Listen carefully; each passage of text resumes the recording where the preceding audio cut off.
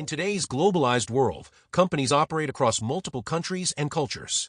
Many organizations believe that having one global system and one management style will improve efficiency and consistency. However, this belief often ignores one critical factor: culture. This story explores how cultural differences can become a major international business management problem if they are misunderstood or ignored. It follows a multinational company that formed a global project team involving employees from Japan, the United States, and Malaysia. Although the company had a strong global strategy, the project slowly failed, not because of technology, budget, or skills, but because of cultural misunderstanding. This story shows that in international business, managing people across cultures is just as important as managing profits and performance. The company's headquarters announced a new global rule for all country teams. Management believed that globalization meant working in the same way everywhere. 3 rules were introduced. First, everyone must speak openly in meetings. Second, employees should challenge ideas directly. Third, decisions must be made quickly. From the perspective of headquarters, this approach represented efficiency, transparency, and professionalism. They assumed that all teams would feel empowered to speak up and contribute equally. However, management failed to consider one important question. Do all cultures communicate, disagree, and make decisions in the same way? At first, the project appeared to move forward smoothly. But beneath the surface, cultural tension had already begun to grow. The Japanese team attended every global meeting punctually. They listened carefully, took detailed notes, and rarely interrupted others. When asked for opinions, their responses were polite and indirect. They often said, "We will consider this," or "This may require further discussion." To headquarters, this behavior appeared passive. Managers assumed the Japanese team lacked confidence or ideas. In reality, the situation was very different. In Japanese business culture, public disagreement is often avoided to maintain harmony and respect. Employees prefer to discuss issues internally and reach consensus before sharing opinions. Silence did not mean agreement. It meant respect.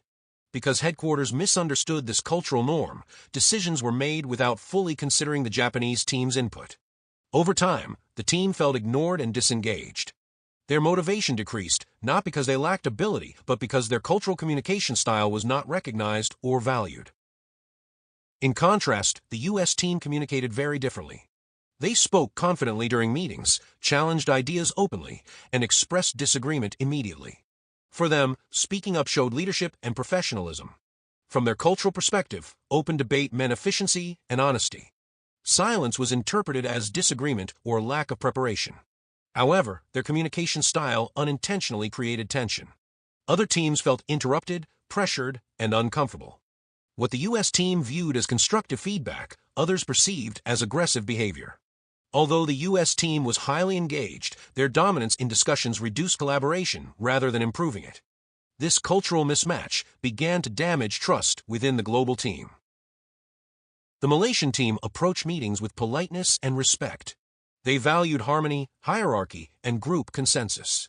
During meetings, they agreed with most decisions and avoided asking questions publicly. They believed that openly challenging ideas could cause embarrassment or conflict. However, after meetings ended, confusion increased. Team members were unsure whether they truly understood the instructions. They hesitated to ask follow-up questions, fearing they might appear disrespectful. As a result, mistakes occurred and deadlines were missed. Stress quietly built up within the team. Once again, the issue was not competence, it was culture. After 2 months, the consequences became clear. Communication problems increased. Emails multiplied, but clarity decreased. Deadline delayed. Team trust declines. Ironically, there was no public conflict. The project quietly failed. Management eventually realized that the real problem was not strategy or technology, but a cultural misunderstanding. Neglecting culture has become a key failure in international business management. The company ultimately redesigned its management approach. Instead of forcing a single communication style, learned to strategically manage cultural differences.